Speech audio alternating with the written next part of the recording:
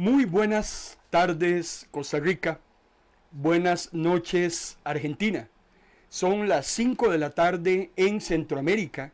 Son las 8 de la noche en el Cono Sur. Agradecemos al Señor por la oportunidad que nos da de servirle una vez más a través de la disertación de la palabra del Señor. Le saluda a su hermano en Cristo, Marco Peña, director de Ministros de la Palabra. Hoy es martes y estamos saliendo al aire. Estamos transmitiendo en vivo a través de nuestra plataforma de Facebook Live y también a través de nuestra plataforma radiofónica de MP Radio, de noche o de día. MP Radio es tu mejor compañía. Y los martes y los jueves transmitimos a las 5 de la tarde desde San José, Costa Rica, y a través de nuestra plataforma de Facebook Live en un tema que estamos desarrollando y que hemos titulado Escatología, un análisis de Mateo capítulo 24. De eso estamos conversando.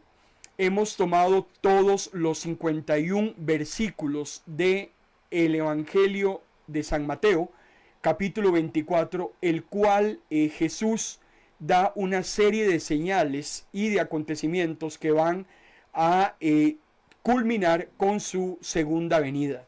Precisamente la sesión de esta tarde-noche la hemos titulado Un tiempo de angustia cual nunca antes. Vamos a iniciar a partir de hoy una seguidilla de temas acerca de la gran tribulación. Esta es la 10ª señal que Jesús le da a sus discípulos. Consideramos que es la señal más relevante y la que anticipa definitivamente la segunda venida de Cristo. Cuando suceda la gran tribulación, después de esto ya no quedará nada más por hacer que Cristo venga por segunda vez. Es la señal más clara, más exacta de la parucía de nuestro Señor y Salvador. De eso iremos hablando poco a poco en el desarrollo de esta sesión. Dice Mateo capítulo 24, versículos 37, 38 y 44. Cuando yo, el Hijo del Hombre, venga otra vez, la gente será entregada a sus banquetes, a sus fiestas de bodas, sin saber lo que está sucediendo hasta que sea demasiado tarde y sean arrastrados. Ustedes deben estar vigilantes para que mi regreso no los sorprenda. Es muy importante aclarar que Dios, hermano y hermana, no se burla de nadie. Dios no toma por sorpresa absolutamente a nadie con el fin de engañarlos, con el fin de inducirlos a error. Al contrario, el Señor ha venido hablándole al ser humano de muchas maneras y el hombre es el que ha decidido no creer, ha decidido rechazarlo. Por eso, cuando Cristo venga por segunda vez, el hombre, al no tomarle importancia a la parucía de nuestro Salvador, pues va a estar totalmente en otra cosa. No está interesado en vigilar, no está interesado en santificarse, no está interesado en servir, simplemente está interesado en hacer lo que le dé la gana. Es en ese preciso momento donde uno será tomado y el otro será dejado. Y ese que se quede, cuando se dé cuenta, la puerta del arca estará totalmente cerrada y ya no habrá absolutamente nada que hacer. Por eso el Señor le habla a su iglesia y nos advierte, nos instruye de que usted y yo tenemos que estar vigilantes, porque a los hijos de Dios no debe sorprenderlos nada. Grábese eso de memoria. Usted no se asusta, usted no se sorprende, usted no se asombra. Usted está esperando la venida de nuestro Señor y Salvador. Hemos venido hablando en sesiones anteriores que Mateo capítulo 24, Marcos capítulo 13 y Lucas capítulo 21 son 3 de los 4 evangelios que en cuanto a las señales de la segunda venida de Jesús se convierten en sinópticos. Sinóptico es aquello que se repite en más de un lugar. Ese suceso lo encuentras en Mateo 24, en Marcos 13 y Lucas 21. Por eso estos tres evangelios son sinópticos en cuanto a este acontecimiento. Los primeros 28 versículos de Mateo capítulo 24 nos habla de 10 grandes señales que acontecerán a partir del cuando inicie los últimos tiempos y en el momento en que Cristo venga por segunda vez. ¿Cuándo van a iniciar los últimos tiempos? Déjeme decirle que ya los últimos tiempos empezaron. Hace 2000 años, a partir de la ascensión de Jesús, iniciaron los últimos tiempos. Usted y yo estamos viviendo los últimos tiempos. Así es que usted tiene que leer entre líneas, usted tiene que interpretar lo que está sucediendo en el mundo en este momento, tiene que ir a la Biblia y sustentarlo y darse cuenta que muchas de estas señales ya las estamos observando. A partir del versículo 29 al versículo 44, más adelante lo vamos a analizar a nivel de detalle, Jesús nos está hablando acerca de un gran tema y es precisamente su segunda venida. Nos da ciertos tips, nos da ciertas luces de cómo es que va a acontecer ese evento tan esperado por los hijos de Dios. Y a partir del versículo 45 hasta el versículo 51 de Mateo 24, hay un segundo tema muy importante que ya lo veremos en su momento, relacionado con recompensas y retribuciones. Los hijos de Dios serán recompensados y los inconversos serán retribuidos a partir de sus pensamientos, sus palabras y sus acciones. Hemos venido trabajando con esta infografía de estas grandes señales que Jesús le informa a sus discípulos en cuanto a su próxima venida. Y la primera señal que ya analizamos está relacionada con los falsos cristos, la segunda señal con las guerras, la tercera señal con las pestilencias, la cuarta señal con hambres, la quinta señal con terremotos, la sexta señal habla de persecuciones, la séptima señal habla de traiciones, la octava señal habla de enfriamiento del amor y estamos terminando de desarrollar una de las señales a las cuales le hemos dado bastantes sesiones y está relacionada con la predicación del Evangelio. Ya vamos a terminar esta señal para adentrarnos a la señal número 10. Recordemos que la señal número 9 Jesús la da en Mateo capítulo 24 versículo 14 cuando dice: y esas buenas noticias del reino se anunciarán en todo el mundo para testimonio de todas las naciones y luego vendrá el fin. Recordemos que el fin sucede no cuando el mundo entero conozca el Evangelio, porque no necesariamente el mundo entero conocerá el Evangelio, como tampoco el Señor va a justificar o a condenar si solo si aquella persona ha recibido el mensaje de las buenas nuevas. Ya eso lo hemos analizado, lo hemos conversado. Usted puede revisar nuestras galerías de video, de audio o hasta los formatos de texto en nuestro blog, y ya hemos explicado hasta la saciedad que el fin vendrá cuando ya no haya mensajeros que lleven el mensaje. Si no hay mensaje de buenas nuevas para ser predicado por los mensajeros, porque el Señor ya se los ha llevado, entonces ya no hay absolutamente nada que hacer. Ahí es cuando va a llegar el fin. Analizamos en Apocalipsis capítulo 11 que Dios le da al hombre la última oportunidad para salvarse a través de la predicación de dos testigos. Recordemos que el número 2 en Apocalipsis es un número simbólico. Los testigos han estado a lo largo y ancho de la historia humana, desde la ascensión de Cristo hasta el día de hoy y lo que falte para la segunda venida de Jesús. Siempre han habido testigos, siempre han habido personas a quien atestiguarles. Testigos han muerto, atestiguados han muerto. Hoy en día hay atestiguados vivos, personas que tienen que recibir el mensaje de salvación, como también habemos testigos predicando el mensaje de las buenas nuevas. Pero cuando esto se acabe, dice Apocalipsis 11 que serán asesinados, ya no habrá mensajeros, sus cuerpos serán exhibidos precisamente como escarnio ante la complacencia del mundo entero que se sentía sumido en una camisa de fuerza porque desnudaba su condición pecaminosa, el anticristo, la bestia que sube del mar, acabará con los últimos testigos. Y ahora sí, hermano y hermana, no hay mensajero, no hay mensaje, ya no hay nada que hacer. Decía Apocalipsis capítulo 11, versículo 11 y 12. Pero al cabo de los 3 días y medio, un aliento de vida enviado por Dios entrará en los 2 profetas y se levantarán. Del mismo modo y en el mismo momento hay un acontecimiento paralelo. Un gran terror se apoderará del mundo entero. Entonces una potente voz del cielo llamará a los 2 profetas y les dirá: suban aquí. Ellos subieron al cielo en una nube y a la vista de todos sus enemigos.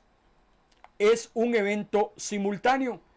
El Señor vendrá a recoger a su iglesia en lo que más adelante vamos a analizar como el arrebatamiento, pero esto causará asombro, causará terror. Lo encontramos en diferentes textos de la palabra del Señor. Cuando analicemos el acontecimiento de el día grande y terrible de la ira de Dios, vamos a profundizar en todos estos conceptos. Recordemos que estamos ubicados en ese momento en el final de la predicación del mensaje de las buenas nuevas, en un momento en que Dios dice: no más, es hora de que mis hijos e hijas vuelvan a casa. La tierra ya no es digna de la iglesia, la despreció por mucho tiempo, la persiguió, la maltrató. Entonces Dios va a decir: bueno, ya no más. El Señor no va a contender con el hombre para siempre, no lo hizo con los antediluvianos allá en Génesis capítulo 6, no lo va a hacer con los hombres y mujeres de nuestra era. El Señor levantará su iglesia, la sacará de la tierra. ¿Por qué? Porque una vez que la iglesia sea extraída, lo único que quedará en el mundo serán hombres y mujeres impíos, inconversos, impenitentes, listos para recibir el justo juicio que será derramado sobre este planeta. Pero ese juicio no vendrá al mundo hasta que la iglesia sea arrebatada, porque recuerde que los hijos e hijas de Dios, dice el apóstol Pablo, hemos sido librados de la ira venidera. Eso es lo que más nos tiene que interesar a usted y a mí, porque la palabra del Señor también dice que horrenda cosa es caer en manos del Dios vivo. Continúa el versículo 18 del capítulo 11 del libro de Apocalipsis diciéndonos: ha llegado el momento de tu ira. Ahora es el momento de juzgar a los muertos. Es el momento de hacer 2 cosas. Una, recompensar a tus siervos los profetas, y de recompensar a tu pueblo santo, a los que te respetan, tanto grandes como pequeños. Pero también es tiempo de hacer un segundo acto, y es tiempo de destruir a los que destruyen la tierra. Vean qué interesante el concepto de separación que vamos encontrando a lo largo y ancho de la palabra. Unos son extraídos de la tierra para que los que queden reciban el justo juicio. Por eso no podemos revolver el agua y el aceite. Por eso Jesús mismo decía que la luz y las tinieblas no tienen relación, no tienen coinonía. Y por eso es que vemos totalmente esta separación, donde los justos serán recompensados, pero los impíos serán destruidos. Aquí la pregunta del $1.000.000 es: ¿en cuál grupo se encuentra usted? Usted tiene que estar totalmente seguro de qué lado de la balanza se encuentra, de cuál cara de la moneda participa usted. ¿Está con los justos que serán arrebatados y recompensados? ¿O se encuentra usted con los injustos que serán dejados en este planeta para recibir toda la ira y destrucción que viene del Eterno? Por eso es muy interesante un texto paralelo en Apocalipsis capítulo 14. Simplemente estamos, hermano y hermana, reseñando muy rápidamente, porque después tenemos que retomarlo con toda calma. Una vez que estos testigos son levantados a través del arrebatamiento, hay otros textos en la palabra del Señor que también nos hablan acerca de ese tema, que profundizaremos en su análisis más adelante. Pero simplemente lo traigo a colación para que usted le quede más claro el concepto de lo que estamos hablando en cuanto al levantamiento de los testigos. Dice Apocalipsis 14, versículo 14 al 16.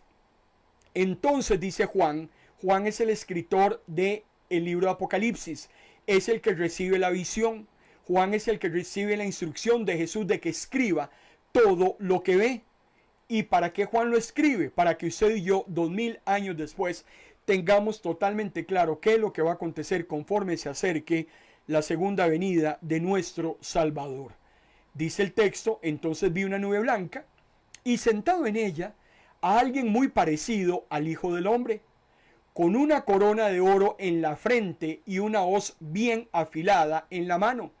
Entonces el que estaba sentado en la nube pasó la hoz sobre la tierra y recogió la cosecha. Esa cosecha que está recogiendo Jesús, amado hermano y hermana, es su iglesia. Habrá que cosechar al 100% de la humanidad. Todo ser humano tiene que ser cosechado. Pero la cosecha se va a dividir en dos tractos.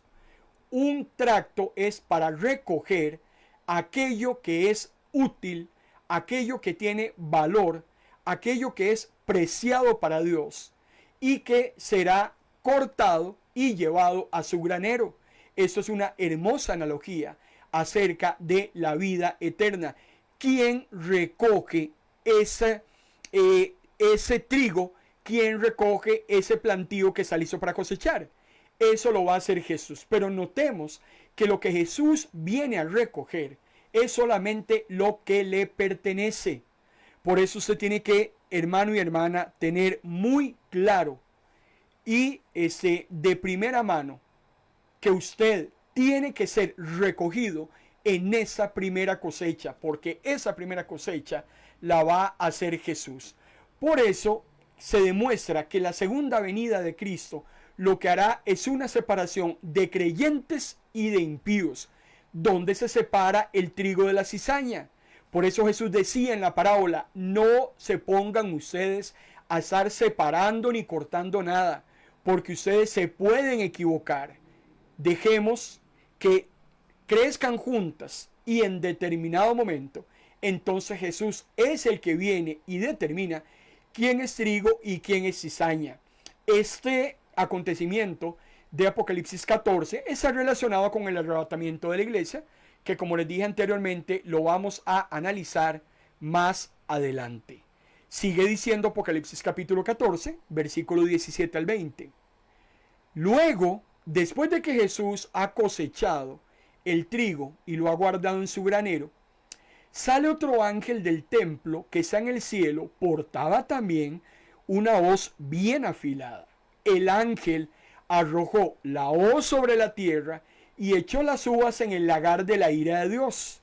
Y exprimieron las uvas en un lugar que está fuera de la ciudad, y de ese lugar brotó un río de sangre. Aquí está utilizándose otra analogía. Puede ser cizaña o pueden ser uvas que van a ser exprimidas. Vean lo terrorífico, amado hermano y hermana, que se alegoriza en cuanto a esa cosecha de los impíos. Van a ser exprimidos, van a ser, dice, destruidos, van a ser llevados a lo que se conoce como el gran lagar de la ira de Dios. Interesantemente, este lugar se encuentra fuera de la ciudad. Recordemos que ya hemos analizado que no es lo mismo estar adentro o estar afuera.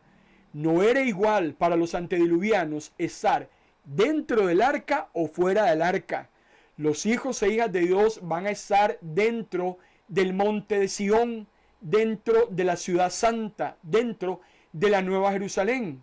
El mismo libro de Apocalipsis dice que lo que estará fuera de la ciudad son los perros, donde allí será el lloro y el crujir de dientes. Esa segunda siega nunca podrá entrar a la patria celestial. Será destruida fuera de la ciudad. Más adelante, cuando analicemos el tema del gran día de la ira, vamos a ser muy categóricos, muy incisivos. Vamos a ampliar bastante estos conceptos. Ahora, en cuanto al arrebatamiento de la iglesia, los eruditos concuerdan en cuanto a que el suceso se va a dar. Lo que no está claro, y vamos a analizar eso más adelante, es en cuanto a la ubicación del mismo. Por eso el arrebatamiento, la gran tribulación, el milenio y otros acontecimientos escatológicos se encuentran dentro de aquellos temas a los cuales hemos llamado no concluyentes. ¿Por qué? Porque muchos a lo largo de esos 2000 años tienen sus propias interpretaciones. Lo que sí tenemos claro es que el arrebatamiento de la iglesia sucederá antes de el día de la gran ira de Dios, ese día temible, ese día terrible. Por eso, vuelvo a reiterar, su preocupación y mi preocupación como creyentes es ser arrebatados en esa primera siega para no participar de esa segunda siega, donde, amado hermano y hermana, definitivamente será una lamentación, un dolor eterno. Por eso tengamos totalmente claro dónde es que en este momento nos encontramos. El mismo apóstol Pablo, para terminar de reseñar y cerrar ya lo que es esa señal número 9, para que entremos a hablar acerca de la gran tribulación, el apóstol Pablo recibió una serie de revelaciones que las vamos a ir analizando poco a poco, revelaciones que hasta su contexto histórico no se conocían. El apóstol Pablo recibe muchas vaticinios, muchas profecías escatológicas y él las consigna en sus cartas. Muchas de ellas están en el libro de Tesalonicenses y en su segunda carta, porque Tesalonicenses es una carta, en su segunda carta, en el capítulo 1, versículos 7 al 8, el apóstol Pablo refrenda lo que ya hemos ido analizando desde Mateo, ya lo hemos visto en Apocalipsis, y vean qué interesante lo que dice Pablo. A ustedes, hablando de los creyentes, los que ahora sufren, Dios les dará descanso. Lo mismo que a nosotros, dice Pablo. Esto será cuando el Señor venga del cielo entre llamas de fuego con sus poderosos ángeles. Pero hay algo adicional que va a suceder precisamente y simultáneamente. Vean qué interesante donde el concepto de separación vuelve otra vez a aparecer. Descanso para los que sufren, pero castigo, dice el apóstol, a los que no conocen a Dios ni obedecen el evangelio de nuestro Señor Jesús. Por eso yo no logro entender cómo sectas que en este momento abundan con millones de seguidores le mienten a las personas diciéndoles que el 100% de la humanidad se va a salvar. Utilizan aquel famoso aforismo que dice todos los caminos llevan a Roma. Eso, hermano y hermana, en el contexto histórico de Roma, yo estoy totalmente de acuerdo. Eran 80.000 kilómetros que conectaban en vías terrestres todo el imperio romano. Desde cualquier ciudad usted podía accesar Roma, pero ese aforismo no es aplicable en nuestro contexto histórico. No todas las religiones llevan a Dios, porque para empezar, el cristianismo, lo que nosotros verdaderamente conocemos como cristianismo, hermano y hermana, es una mentira y una falacia decir que todos los caminos llevan a Roma, que todos los caminos llevan a Dios. El único camino que lleva al eterno es Jesucristo. Él mismo lo dijo: yo soy el camino, yo soy la verdad, yo soy la vida. No podemos mentirle a la gente diciéndole que el 100% de la humanidad se va a salvar, que no hay castigo, que eso es mentira. Yo no logro entender por qué utilizamos de la Biblia lo que nos sirve y dejamos el resto. La Biblia es categórica: recompensa para el justo, castigo para el injusto. Si a usted le están predicando algo diferente desde el púlpito de su iglesia, o usted le está poniendo atención a algún televangelista o en las redes sociales, yo no sé a quién escucha usted, quién le está enseñando, quién le está predicando, pero si esa persona le está diciendo que todos, buenos y malos, vamos a ir al cielo, perdóneme, discúlpeme, pero a usted le están mintiendo y usted está permitiendo que ese engaño entre a su corazón. La Biblia es clara. Hay dos tipos de personas en este mundo: el que ha recibido y el que no quiere recibir, el que acepta y el que rechaza, el que tiene a Jesús como su Señor y Salvador y aquel que sigue haciendo lo que le da la gana. Y lo leímos en Mateo, lo leímos en Apocalipsis, lo estamos leyendo en la segunda carta a los tesalonicenses. El mundo no se va a poder zafar y salvar así tan simple. El que quiera engañarse, el que quiera seguir esas patrañas, es porque voluntariamente así lo ha decidido. Le suena muy bonito, le suena excelente, puedo hacer lo que me dé la gana, porque yo voy a ir al cielo con el santo más santo y la santa más santa. Cuidado, y no se juegue el chance, porque esto es una mentira diabólica y tendremos que pagar el precio si seguimos aceptando esta clase de mentiras. Solo hay dos tipos de personas, los que se van a salvar y los que no se van a salvar. Entremos inmediatamente a la señal número 10.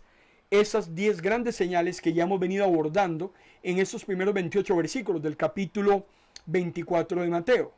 La décima señal, y qué interesante que Jesús la deje de última, porque en la cronología de acontecimientos entre las señales y los acontecimientos que componen esos 51 versículos de Mateo 24, después de este tema, Jesús va a hablarnos acerca de su segunda venida.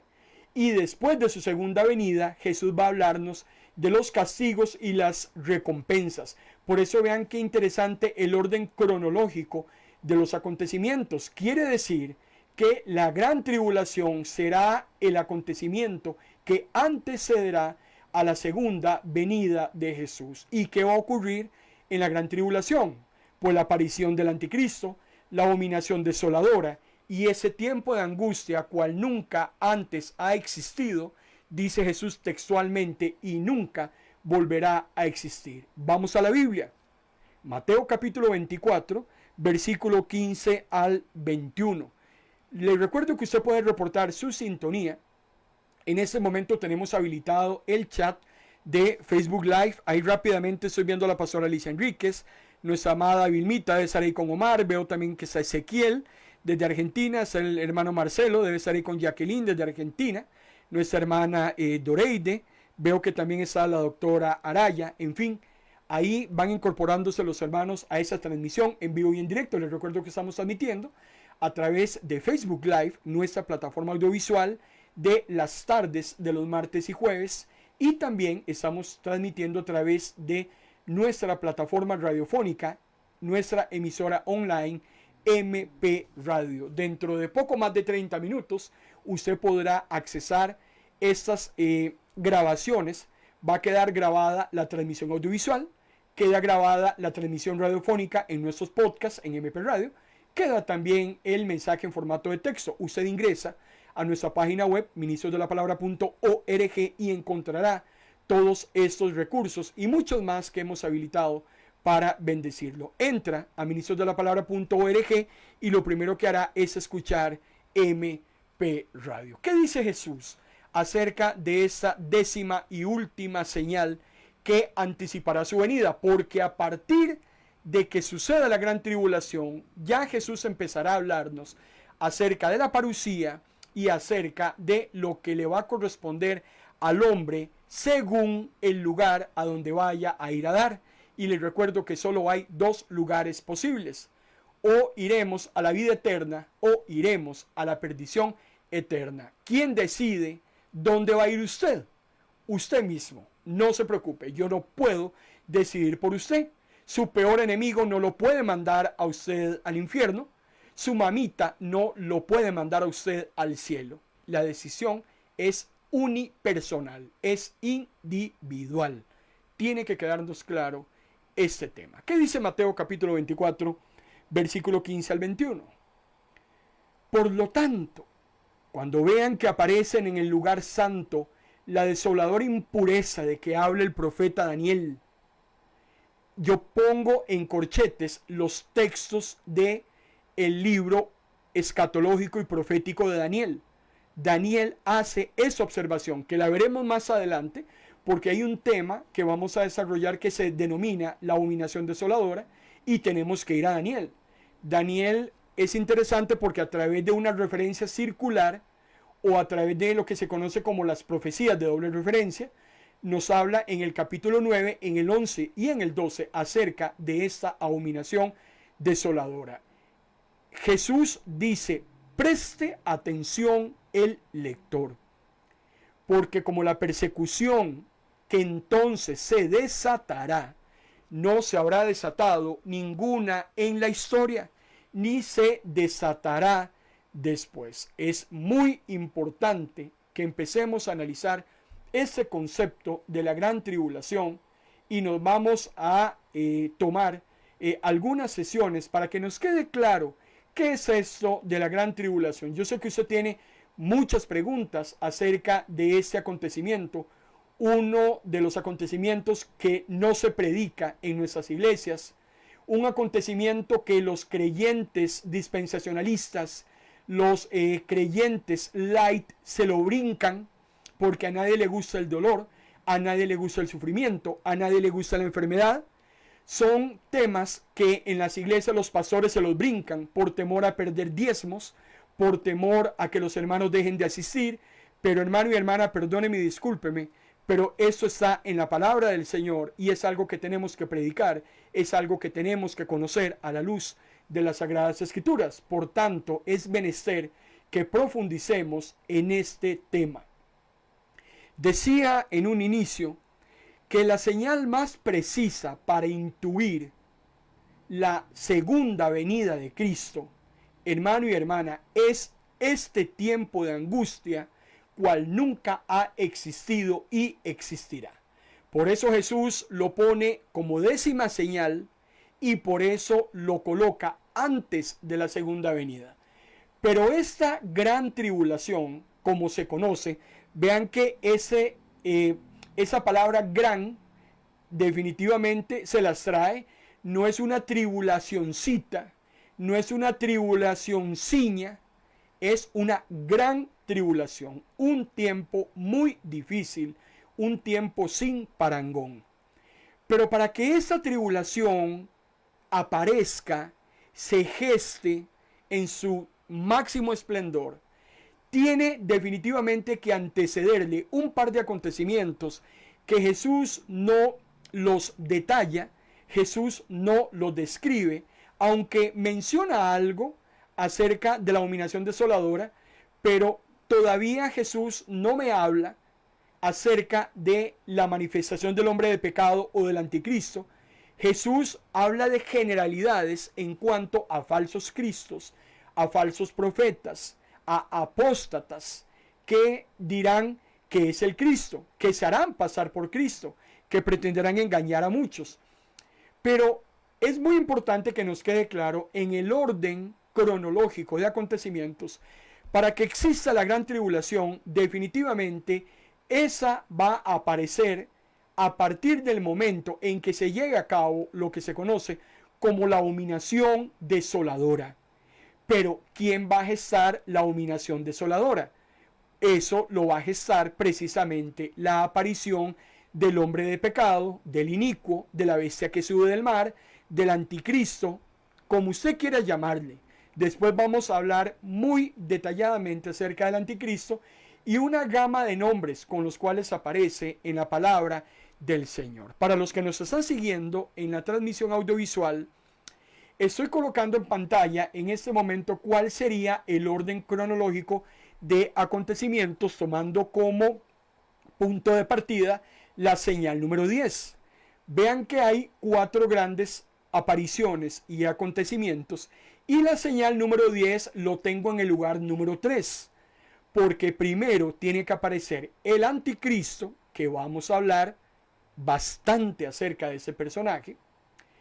Una vez que aparezca el anticristo, él será el que lleve a cabo esa abominación desoladora, ese punto número 2, para poder entonces que se geste la gran tribulación. Por eso lo he colocado de punto número 3. ¿Y qué sigue después de esto? Pues la segunda venida de Cristo. El orden cronológico de acontecimientos es que aparezca la bestia que sube del mar, que provoque la abominación desoladora, que geste la gran tribulación y posterior a eso que venga Cristo. Por eso, cuando estuvimos hablando acerca, hermano y hermana, de la muerte de los testigos. El que lleva a cabo la muerte de los testigos es el anticristo. ¿Y cuando lleva a cabo la muerte de los últimos predicadores y predicadoras? Cuando estemos inmersos en la gran tribulación.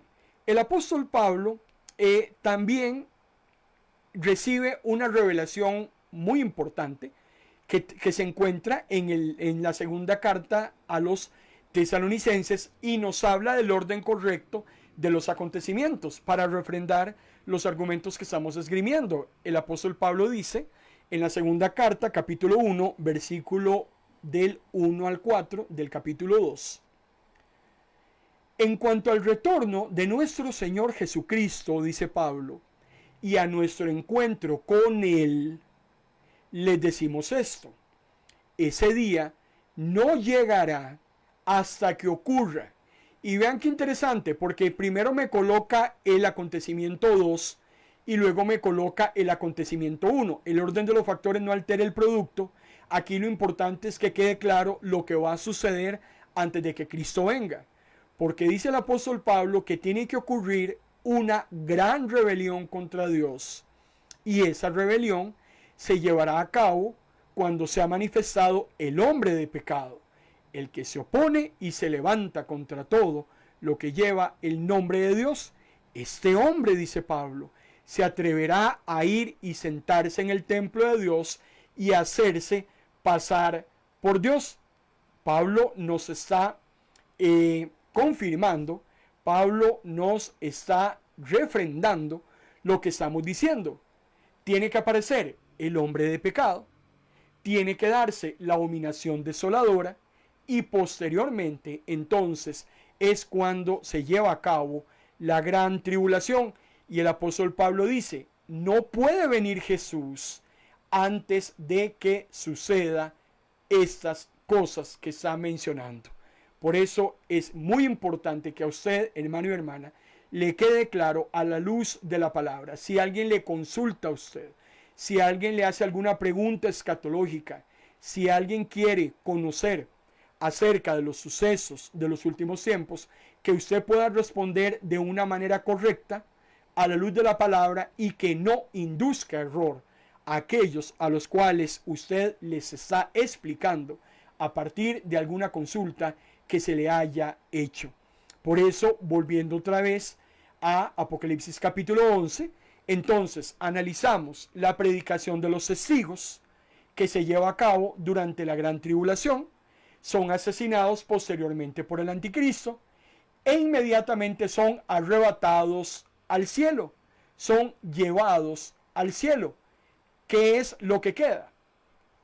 La segunda venida de Jesús, porque la iglesia ya no va a estar y el mundo necesita recibir el justo castigo por sus fechorías. Ahora, hemos venido hablando en sesiones anteriores acerca de la muerte de los justos, la muerte de los injustos, y hemos dicho hasta la saciedad, y la Biblia así lo deja claro, que las personas que mueren están hoy en día más vivas que nunca. Porque la muerte no es la extinción de la vida.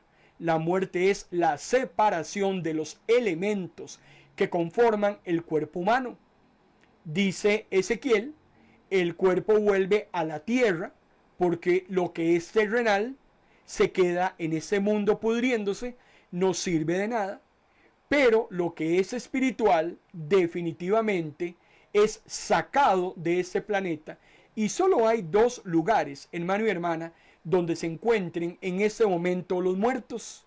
Y ya lo habíamos analizado a nivel de detalle a través del relato que Jesús nos hace allá en Lucas capítulo 16, del versículo 19 en adelante, cuando encontramos al rico y a Lázaro precisamente vivos después de la muerte. Las personas que han muerto están más vivas que nunca. El tema es que solo hay dos lugares donde han podido ser llevados. Y no es que van a los dos lugares, es que solo hay dos posibilidades, de las cuales todos los muertos desde el primer hombre que falleció hasta el día de hoy y los que morirán hasta la segunda venida de Jesús van a poder accesar. El hombre en este momento o está en el cielo o está en el infierno. Punto. No hay otro lugar. Pero tenemos claros que hasta ese momento esos muertos no han resucitado. Los elementos están separados. Vamos a analizar también más adelante en esas sesiones de martes y jueves de escatología el tema de la resurrección de los muertos. Es increíble. Usted va a cualquier buscador del internet, digita la palabra resurrección y le aparecen N cantidad de resurrecciones. Hay maestros de la Biblia, hay pastores que hablan hasta de 8 resurrecciones. No sé de dónde las sacaron. A mí la Biblia me habla solo de 2 resurrecciones. La resurrección de los justos y la resurrección de los injustos. Punto. Pero con calma, vamos a hablar acerca de este tema más adelante. Hasta el día de hoy, los muertos no han resucitado. El que se murió y no volverá.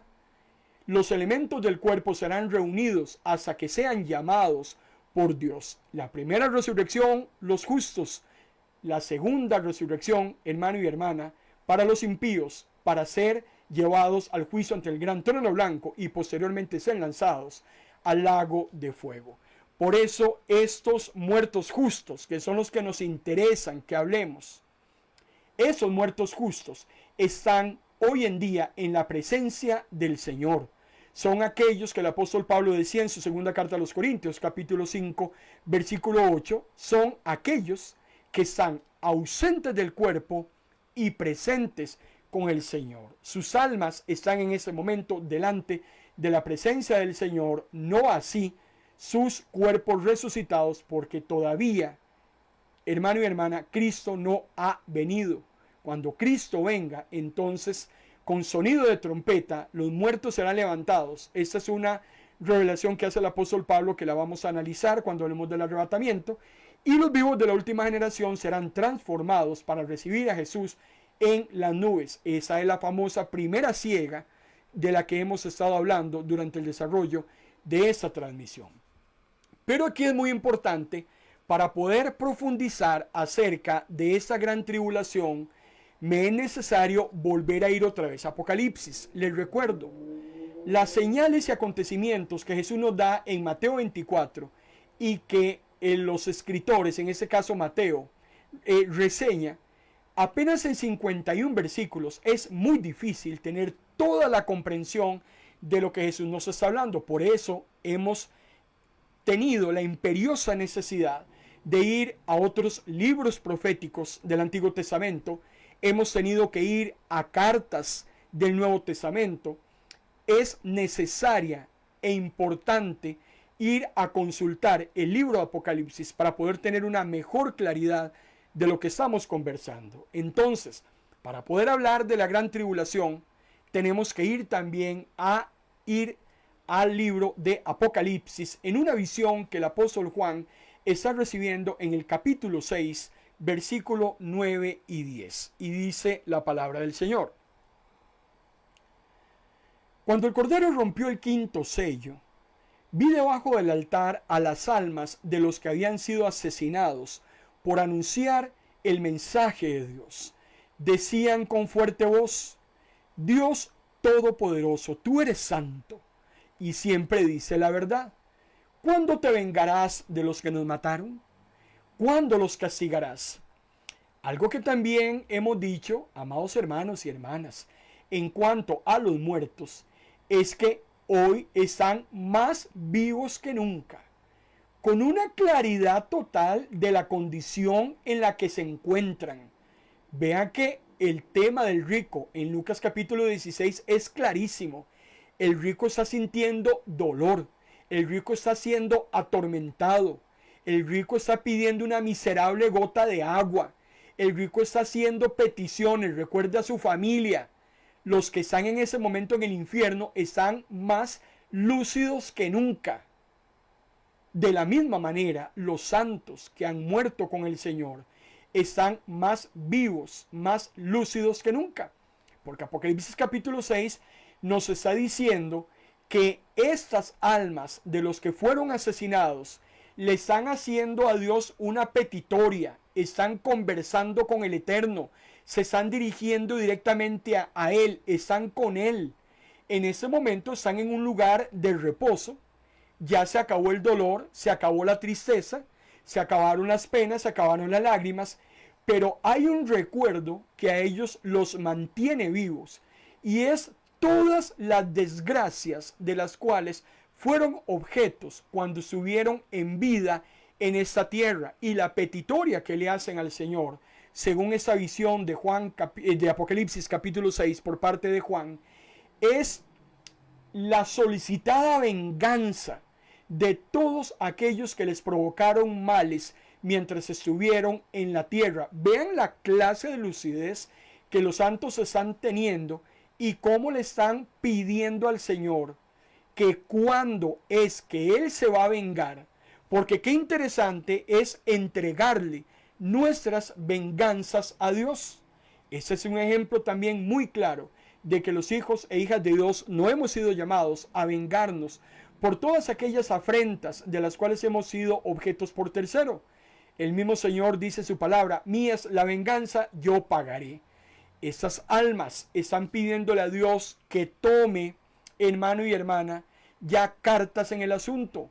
Y por eso la pregunta es: Señor, ¿cuánto tiempo tenemos que esperar para que aquellos que nos hicieron daño reciban la justa retribución? El mundo no puede hacer daño, el mundo no puede maltratar a los demás, el mundo no puede hacer lo que quiera con las personas y simplemente presumir que nada está pasando, que todo va a quedar tranquilo, que simplemente al juez falló en contra, que los fiscales no hicieron bien su trabajo y por eso no hay pruebas que soporten el veredicto final de castigo.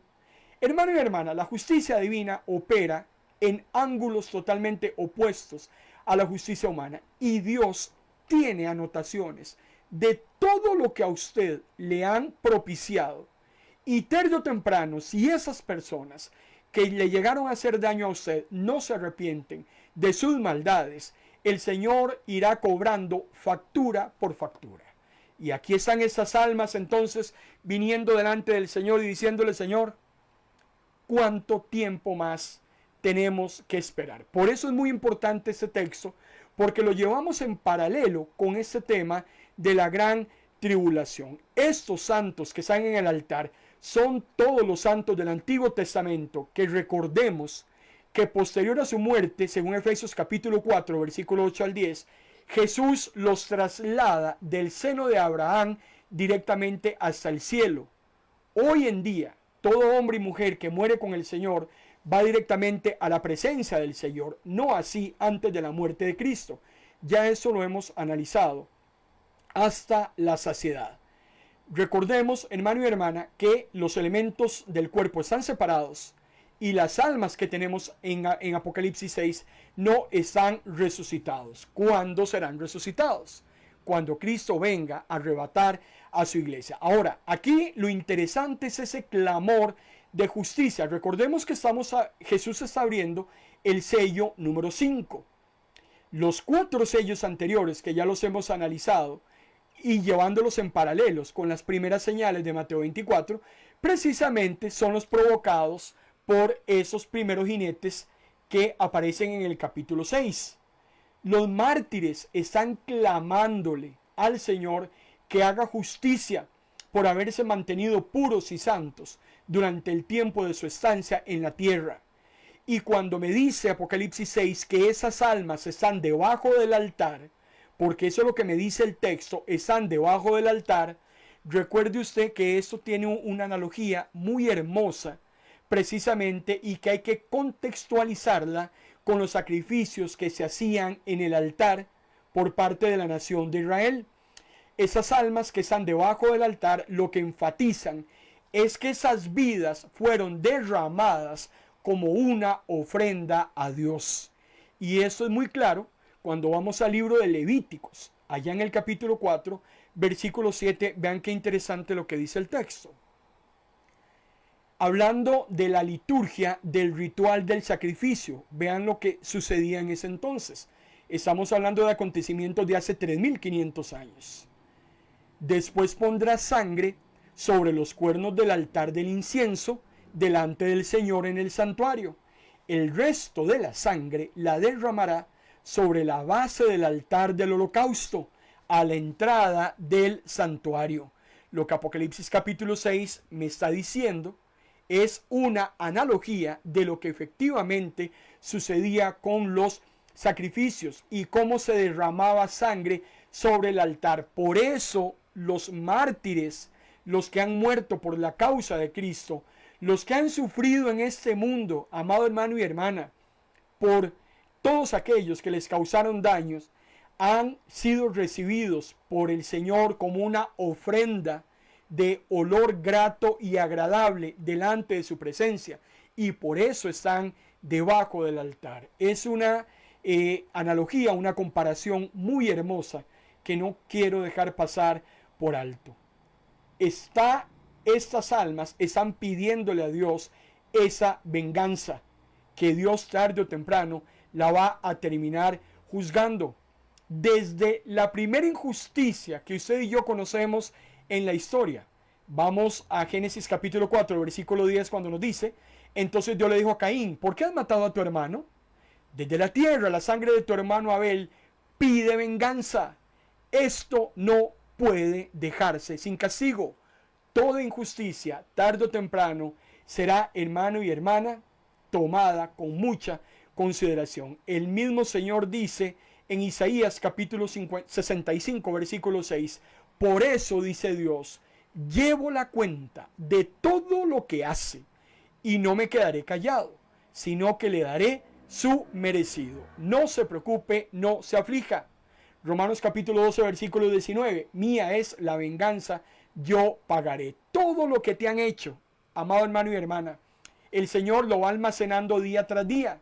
Y más adelante vamos a analizar cómo será que el Señor cobre todas esas facturas. Tenemos que seguir hablando acerca de la gran tribulación, tenemos que seguir hablando acerca de todos estos temas, pero de una vez le estoy invitando, porque si Dios lo permite, el próximo jueves vamos a estar hablando de un tema que he titulado, hermano y hermana, los misterios de la Biblia. Hay algo que quiero conversar con usted que va de la mano con este tema de la gran tribulación y que hasta el día de hoy ha generado muchas dudas y muchas conjeturas. Pero de eso, si Dios lo permite, lo estaremos conversando el próximo jueves. Padre, gracias por tu palabra, toda la honra, toda la gloria, Señor. Recíbela. Gracias porque nos abres el entendimiento, porque podemos, Señor, conocer a la luz de la palabra todos esos sucesos que se irán gestando conforme se acerque tu segunda venida. Que podamos tenerlos claros, que podamos prepararnos, que podamos estar santificándonos, sirviéndote, haciendo la tarea, para estar listos y prestos a nuestro encuentro contigo. En el nombre de Jesús, amén. Próximo jueves, este tema está, hermano y hermana, que se las trae. Dentro de 1 hora y 2 minutos, los pastores Enríquez tendrán su acostumbrado programa desde Buenos Aires, Argentina. Su programa radial a través de MP Radio, de fe en fe, de gloria en gloria. Así es que desde ya los invito para que usted en 1 hora y 2 minutos sintonice MP Radio, entra a ministrosdelapalabra.org y ahí podrá escuchar este fascinante programa que los pastores hacen desde la Argentina. Por mi parte, amado hermano y hermana, lo bendigo con toda bendición de lo alto y agradezco al Señor la oportunidad que me ha dado de servirle a usted en esta tarde. Que el Señor los bendiga grandemente.